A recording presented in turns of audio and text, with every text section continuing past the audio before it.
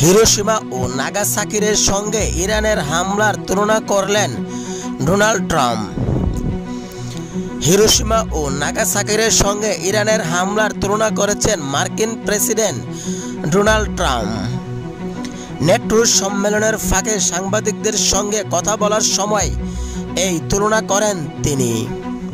প্রায় ৮০ বছর আগে জাপানের হিরোশিমায় পারমাণবিক বোমাবর্ষণ করেন যুক্তরাষ্ট্র, আর এই সপ্তাহের শুরুতে ইরানের ৩টি পরমাণু স্থাপনায় হামলা চালিয়েছেন দেশটির বিমান বাহিনীর একটি দল।